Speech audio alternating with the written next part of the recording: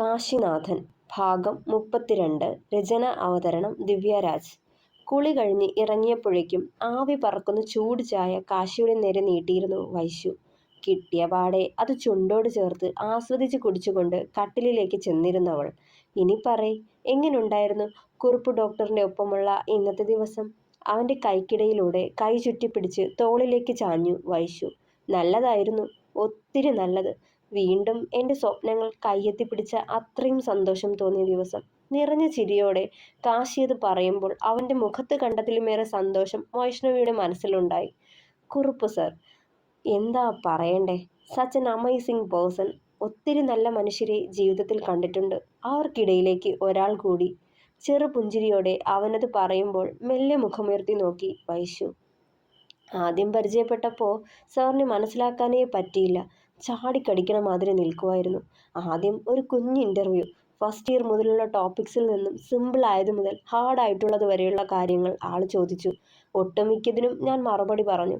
ചിലത് ആളൊന്ന് തുടങ്ങി വെച്ചപ്പോൾ ഓർത്തെടുത്ത് പറഞ്ഞു. എന്തായാലും ആൾ ഇംപ്രസീവായി. ആദ്യം ഒ പിയിലാണ് ഡ്യൂട്ടിക്കിട്ടത്. പക്ഷേ സ്റ്റെതസ്കോപ്പ് ഇല്ലാത്തത് കൊണ്ട് പേഷ്യൻസിനെ പരിശോധിച്ച് ഡോക്ടർ പറയുന്ന കാര്യങ്ങൾ അവരുടെ ഒ പി ബുക്കിൽ ആഡ് ചെയ്യണം. 2-3 മണിക്കൂർ അവിടെ അങ്ങനെ പോയി. ആള് പുറമേ കുറച്ച് കാർക്കശ്യം കാട്ടിയെങ്കിലും ശരിക്കും എന്നെ സപ്പോർട്ട് ചെയ്യുന്ന തരത്തിലാണ് പെരുമാറിയത്. അത് കഴിഞ്ഞ് റൗണ്ട്സിങ്ങിന് പോയി. അവിടെയും രോഗികളുടെ കേസ് ഷീറ്റ് പഠിച്ച് അവരുടെ പ്രശ്നങ്ങൾ പറയണം. വലിയ ഡോക്ടേഴ്സ് പോലും ആളുടെ മുന്നിൽ നിന്ന് നിൽക്കുന്നത് വലിയ ഭയഭക്തി ബഹുമാനത്തോടു കൂടിയാണ്. നേരെ നിന്ന് സംസാരിക്കാനോ ശബ്ദമുയർത്താനോ കൂടി മുതിരില്ല ആരും. സ്റ്റാഫ്സിനെയൊക്കെ വിറപ്പിച്ച് നിർത്തിയിട്ടുള്ള പോലെയാണ് തോന്നിയതാദ്യം. ഫീസ് കൊടുക്കാൻ കാശില്ലാതെ വരുന്നവരെ പോലും സർ യാതൊരു ഭാവഭേദവും ഇല്ലാതെയാണ് ചികിത്സിക്കുന്നത്. സത്യം പറയാലോ, കോടികൾ നേടിയെടുക്കാൻ പറ്റണ ഒരു ഫീൽഡായത്. വെറും സേവനം മാത്രം ലക്ഷ്യം വെച്ച് ജീവിച്ച സാമ്പത്തികമായി വലിയ നേട്ടമുണ്ടാവില്ല.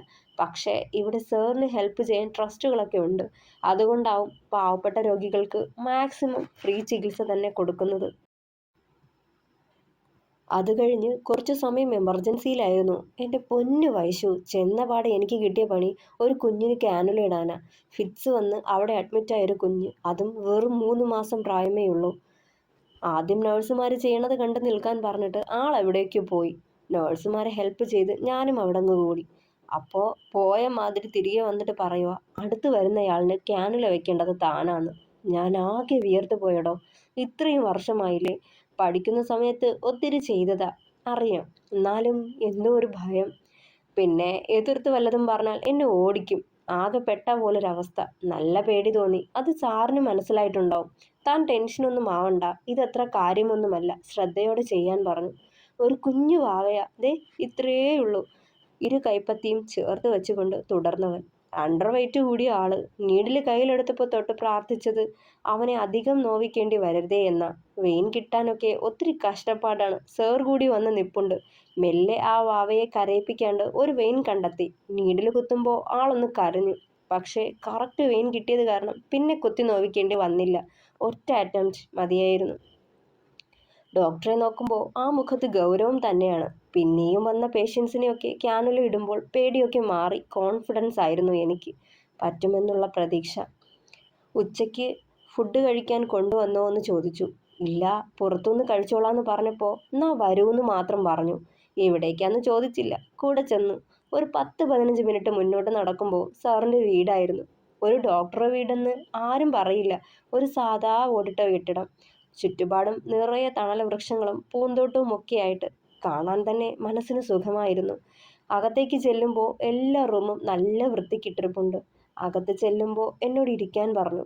10-40ഓളം പ്രായമുള്ള ഒരു ചേച്ചി വന്നു. ആളുടെ ഭാര്യയായിരുന്നു. അവരോട് എന്നെപ്പറ്റി പറഞ്ഞിരുന്നെന്ന് സംസാരത്തിൽ നിന്ന് മനസ്സിലായി. ആളൊരു സാധാ വീട്ടമ്മയാന്ന് സ്വയം പരിചയപ്പെടുത്തി. അപ്പാന്നൊരു വിളികിട്ട് തിരിഞ്ഞു നോക്കുമ്പോൾ സാറിൻ്റെ മോനായിരുന്നു. 22 വയസ്സ് പ്രായമുണ്ട്. പക്ഷേ 12 വയസ്സിൻ്റെ ബുദ്ധിയേ ഉള്ളൂ. അത് കേട്ടതും വൈശു ഞെട്ടലോടെ അവനെ നോക്കി. അതേടോ, അഭിനവ്, അവരുടെ അഭി. ആൾക്ക് ബുദ്ധി വളർച്ച കുറവാ. പക്ഷേ ഇപ്പോൾ ആള് സ്വന്തം കാര്യങ്ങളൊക്കെ നോക്കുന്നുണ്ടെന്നാണ് പറഞ്ഞത്. ഇത്രയും നല്ലൊരു ഡോക്ടർക്ക്, അതും മുന്നിൽ വരുന്ന രോഗിക്ക് കാശ് പോലും നോക്കാതെ ചികിത്സ കൊടുക്കുന്ന മനുഷ്യന് ഇങ്ങനൊരു പരീക്ഷണം കൊടുത്തല്ലോ എന്ന് മനസ്സിൽ കരുതി ഞാൻ.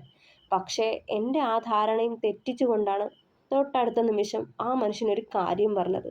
ഞാനീ മോനെ നന്നായി നോക്കുമെന്ന് ഈശ്വരൻ അറിയാവുന്നത് കൊണ്ടാ ഇവനെ എനിക്ക് തന്നെ തന്നതെന്ന്. നൊന്ത് പ്രസവിച്ച പിഞ്ചു കുഞ്ഞിനെ പോലും കടലിൽ എറിഞ്ഞു കൊല്ലുന്ന അമ്മമാരും സ്വന്തം ചോരയെന്ന് പോലും നോക്കാതെ കുഞ്ഞു ജീവനെടുക്കുന്ന അച്ഛന്മാരുമുള്ള ഈ നാട്ടില് ഇങ്ങനെയും ചില മാതാപിതാക്കൾ ഉണ്ടെന്ന് ഓർക്കണം. സ്വന്തം കുഞ്ഞിനു വേണ്ടി അവരുടെ ജീവിതം തന്നെ ഒഴിഞ്ഞുവെച്ച മാതാപിതാക്കൾ. ആ ചേച്ചിക്ക് നല്ല വിദ്യാഭ്യാസമുണ്ട്, എന്നിട്ടും പുറത്ത് ജോലിക്ക് പോലും പോവാത്തത് മകന് വേണ്ടിയാത്രേ. ഒരു ജോലിക്കാരിയെ വെച്ചാൽ മതി അവർക്ക്. പക്ഷെ വരുന്ന ആൾക്കാർ അമ്മ നോക്കുന്ന പോലെ ആത്മാർത്ഥതയോടെ നോക്കില്ലെന്ന് കരുതിയിട്ടാവണം. അവരില്ലാത്തപ്പോൾ ആ കുഞ്ഞിനെ നോവിക്കുമെന്ന് കരുതിയിട്ടാവും അതിന് മുതിരാത്തത്. ആ സമയത്ത് ഞാൻ എൻ്റെ അമ്മയെപ്പറ്റി ഓർത്തുപോയടോ. അവരുടെ ഭാവി സേഫാക്കാൻ വേണ്ടിയല്ലേ എന്നെ അവർ വലിച്ചെറിഞ്ഞത്. തൊണ്ടയിടറി അവൻ്റെ. വൈശു അവൻ്റെ തോളിൽ തട്ടി മെല്ലെ. ഒരു മോനെയുള്ളൂ അവർക്ക്? വിഷയം മാറ്റാനെന്ന പോലെ ചോദിച്ചു. ഇല്ല, ഒരു മോളൂടെ ഉണ്ട്. ആള് കോളേജിൽ പോയിരിക്കുവാന്നാ പറഞ്ഞത്. അത് കഴിഞ്ഞ് എന്തായി? ആകാംക്ഷയോടെ ചോദിച്ചു. ഭക്ഷണം കഴിഞ്ഞ് അവർ 3 പേരും എന്നോടൊപ്പം വന്നിരുന്ന് ഒത്തിരി സംസാരിച്ചു. അന്നേരം കുറുപ്പ് ഡോക്ടർ മറ്റൊരാളാ. കാർക്കശ്യമൊന്നുമില്ലാത്ത, സ്റ്റബേണല്ലാത്ത, സ്നേഹനിധിയായ ഭർത്താവും അച്ഛനും ഒക്കെയാ, ചെറുചിരിയോടെ പറഞ്ഞവൻ. ഭാവിയിൽ നമുക്കും കുഞ്ഞുങ്ങളുണ്ടാകുമ്പോൾ കുറുപ്പ് ഡോക്ടറെ പോലൊരു അച്ഛനാവണം എന്ന് തോന്നിപ്പോയി. അത്രമാത്രം കെയറാണടോ ആ കുഞ്ഞിന് ആ മനുഷ്യൻ കൊടുക്കണത്. അവൻ്റെ മുഖഭാവത്തിൽ നിന്ന് പോലും അവൻ്റെ മനസ്സ് വായിച്ചെടുക്കും സർ. അവനോട് കൂടുമ്പോൾ അവൻ്റെ വളർച്ചയിലേക്ക് താഴും. അവനൊപ്പം ഒരു നിമിഷം സ്പെൻഡ് ചെയ്താൽ പോലും ആ നിമിഷം അവനെ സന്തോഷിപ്പിക്കുന്നതാക്കാൻ ശ്രമിക്കും. വളരെ കുറച്ചു നേരം മാത്രമാണ് ഞാൻ അവർക്കൊപ്പം ചിലവിട്ടത്. പക്ഷേ അവർക്ക് എൻ്റെ മനസ്സിലങ്ങ് പതിഞ്ഞുപോയി. കുറച്ചു സമയം കൊണ്ട് ആളെ നല്ലോണം മനസ്സിലാക്കിയല്ലോ കണ്ണേട്ടനും. താടിക്ക് കയ്യും കൊടുത്ത് അവനെ തന്നെ ഉറ്റുനോക്കി വൈശു. അത് പിന്നെ നമ്മളെ സ്വാധീനിക്കുന്ന ആൾക്കാരെ നമ്മൾ കൂടുതൽ അറിയാൻ ശ്രമിക്കില്ലേ, അത്ര തന്നെ, പുഞ്ചിരിച്ചവൻ. അത് കഴിഞ്ഞ് എന്തുണ്ടായി? അവന് മുന്നിൽ നല്ലൊരു കേൾവിക്കാരിയായി മാറിക്കൊണ്ടിരുന്നവൾ പിന്നെയും. ലഞ്ച് ബ്രേക്ക് 1 മണിക്കൂറാണ്. 1:30 മുതൽ 2:30 വരെ. ആ സമയം ഹോസ്പിറ്റലിലേക്ക് തിരികെ വന്നു. അവിടെ വീണ്ടും കുറുപ്പ് ഡോക്ടർ പഴയ പോലെ ആയി മാറി. മുന്നിൽ വരുന്ന രോഗികളുടെ കാര്യത്തിൽ യാതൊരു വിട്ടുവീഴ്ചയുമില്ല. ആ ഹോസ്പിറ്റലിലെ സകല കാര്യങ്ങളും കൃത്യമായി നടക്കുന്നുണ്ടോ എന്ന് കൂടി ചെക്ക് ചെയ്യും. ബാത്റൂമും പരിസരവും ക്ലീൻ ആണോ, എല്ലാ വാർഡിലും വെള്ളമുണ്ടോ, ഫാൻ കറങ്ങുന്നുണ്ടോ, ബാത്റൂം ഫിറ്റിംഗ്സ് ഒക്കെ വർക്കിംഗ് ആണോ എന്ന് തുടങ്ങി രോഗികൾക്ക് ഭക്ഷണം കിട്ടുന്നുണ്ടോ, അവർ സാറ്റിസ്ഫൈഡ് ആണോ എന്നുവരെയുള്ള സകലതും.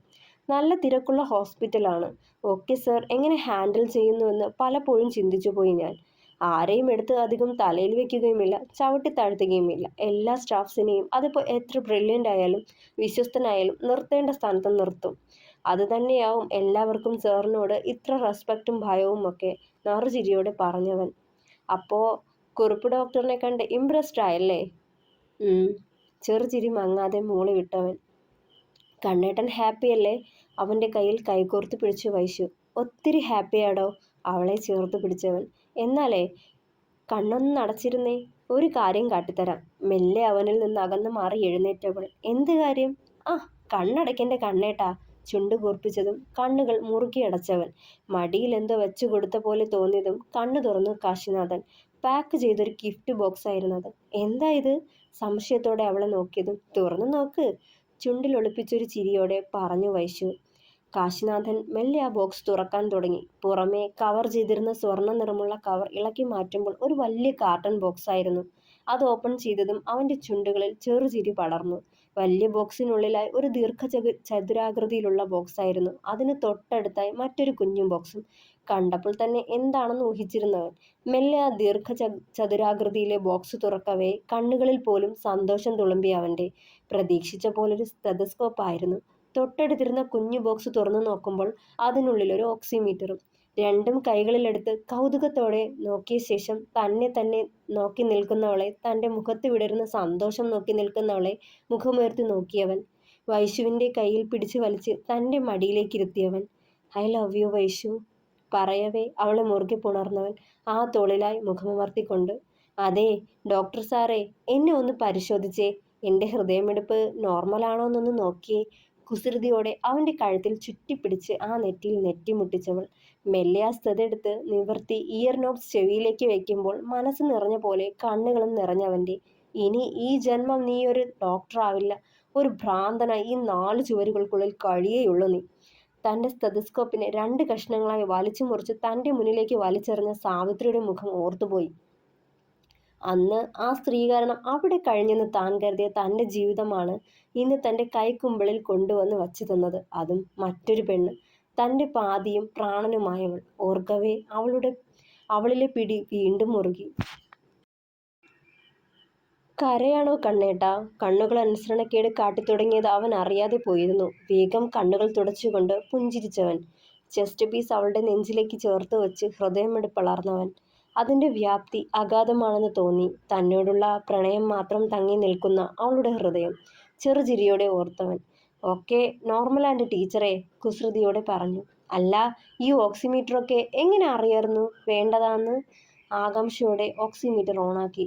"അതോ, അച്ഛയെ കൊണ്ട് ഹോസ്പിറ്റലിൽ പോകുമ്പോൾ OPയിലിരിക്കുന്ന കൊച്ചു ഡോക്ടർമാരുടെ കയ്യിലൊക്കെ ഉണ്ടാവും ഈ സാധനം. അപ്പോൾ കണ്ണേടനും ഇതാവശ്യം വരുമെന്ന് കരുതി അങ്ങനെ വാങ്ങിയതാ," ചെറുചിരിയോടെ പറഞ്ഞവൾ. "ഞാൻ എങ്ങനാ വൈശു ഇതിനൊക്കെ തിരികെ?" പറഞ്ഞു തുടങ്ങിയതും അരുതെന്ന പോലെ അവൻ്റെ അധരം പൊതിഞ്ഞവൾ കൈകളാൽ. "അങ്ങനെയൊരു കടപ്പാടായിട്ട് കരുതണ്ടാട്ടോ ഇതൊക്കെ. കണ്ണേട്ടൻ്റെ പാതിയല്ലേ ഞാൻ. എൻ്റെ പാതിയായവന് വേണ്ടി ഞാൻ എന്ത് ചെയ്താലും അത് കടമയുടെയോ ഉത്തരവാദിത്വത്തിൻ്റെയോ പുറത്തല്ല. പ്രണയമാണ്, എൻ്റെ മാത്രമാണ്, എൻ്റെയാണെന്ന സ്വാർത്ഥതയ്ക്ക് പുറത്താണ്." ചെറുചിരിയോടെ പറയുമ്പോൾ അവളെ മുറുകെ പുണർന്ന് നെറുകിലും കണ്ണുകളിലും കവിളുകളിലും ചുണ്ടുകളിലും ഒക്കെ മാറി മാറി ചുംബിച്ചവൻ. യാതൊരു മടുപ്പും കാട്ടാതെ അവന് വിധേയായി ഇരുന്നു കൊടുത്തവൾ. അവളോടുള്ള പ്രണയവും കുസൃതിയും കരുതലും വാത്സല്യവുമൊക്കെ അവൻ്റെ പ്രവർത്തികളിൽ മിന്നിമാഞ്ഞു. പതിയെ പതിയെ ചുംബന തീവ്രത ഏറി വന്നു. അധരങ്ങളെ ആഞ്ഞു പുണർന്നു. ആഴമേറിയ ചുംബനം. ഇരു കണ്ണുകളും കൂമ്പിയടച്ചവൾ അവൻ്റെ പ്രണയം സ്വീകരിച്ചുകൊണ്ട് അവളുടെ അധരങ്ങളെ നുണയുന്നതിനൊപ്പം കൈവിരലുകളും അവളിലെ മാർദ്ദവങ്ങളെ തൊട്ടൊഴിയുന്നുണ്ടായിരുന്നു. ഉടൽ അവളെ അറിയാൻ വെമ്പൽ കൊള്ളാറുണ്ടെങ്കിലും മനസ്സതിന് അനുവദിക്കാത്തതാണ്. ആ ഓർമ്മയിൽ ചുംബനത്തിൻ്റെ ശക്തി വേഗത കുറഞ്ഞു. പെട്ടെന്ന് അവളുടെ അധരങ്ങളെ വിടുവിച്ചവൻ. അവൾ ആ മുഖത്ത് ഉറ്റുനോക്കി. "ഇപ്പോഴാ ഒരു കാര്യം ഓർത്തതേ, അച്ഛമ്മ വിളിച്ചിരുന്നു കേട്ടോ. ആൾക്ക് വയ്യാന്ന്. നമ്മളെ കാണാൻ തോന്നാ. ആ വീട്ടിൽ ആകെ വീർപ്പുമുട്ടാന്ന്." അവളുടെ കവിളിൽ പെരുവിരലാൽ ഉഴിഞ്ഞവൻ. "പോവാം ല്ലേ?" "പോണം. പക്ഷേ നിന്റെ അച്ഛയോ?" അവൻ അവളെ ചോദ്യഭാവത്തിൽ നോക്കി. "അച്ഛയെ ഒറ്റയ്ക്കാക്കി പോവാനും മനസ്സ് വരണില്ല." അത് പറയുമ്പോൾ കണ്ണുകൾ താഴ്ത്തി അവൻ്റെ മാറിലേക്ക് മുഖം ചേർത്തവൾ. "പോയല്ലേ പറ്റൂ. എൻ്റെ കണ്ണേട്ടൻ വീണ്ടും ഡോക്ടറാവാൻ പോവാന്ന് ആ സ്ത്രീ അറിയണ്ടേ? തല്ലിത്തകർത്ത് കളഞ്ഞിടത്ത് നിന്ന് വീണ്ടും വീണ്ടും ഉയർന്നു വരണത് അവര് കാണണം." വാശിയോടെ പറയുമ്പോൾ ഒന്ന് നെടുവീർപ്പെട്ടവൻ. "എനിക്ക് ആരോടും വാശി കാട്ടണ്ട വൈശു. ഇനിയെങ്കിലും ജീവിക്കാൻ വിട്ടാൽ മതി." അവൻ മെല്ലെ പറഞ്ഞു. "അച്ഛയുടെ കാര്യോർത്ത് കണ്ണേട്ടൻ വിഷമിക്കണ്ടാട്ടോ. എന്നും വൈകുന്നേരം സ്കൂളിൽ നിന്ന് വന്നിട്ട് ഞാൻ ഇവിടേക്ക് വരാം. കണ്ണേട്ടനും ഹോസ്പിറ്റലിൽ നിന്ന് ഇവിടേക്ക് പോന്നോളൂ. ഇവിടുന്ന് ഒരുമിച്ച് വീട്ടിലേക്ക് പോവാം. രാത്രി അച്ഛന് കൂട്ടുകിടക്കാൻ പാച്ചു വരാന്നാ പറഞ്ഞത്." "തൽക്കാലം അങ്ങനങ്ങ് പോവട്ടെ. പാവൻ്റെ അച്ഛ ഒറ്റയ്ക്കാവണ കാര്യം ഓർത്താ ഇപ്പോൾ ആധി," വേദനയോട് പറഞ്ഞതും. "നീ ഇങ്ങനെ വിഷമിക്കണ്ടടാ വൈശു. ഒക്കെ നമുക്ക് ശരിയാക്കാട്ടോ." ചേർത്ത് പിടിച്ചവൻ വീണ്ടും. തുടരും. അഭിപ്രായങ്ങൾ പറയണേ. കഥ ഇഷ്ടമായെങ്കിൽ സപ്പോർട്ട് ചെയ്യണേ. Thank you.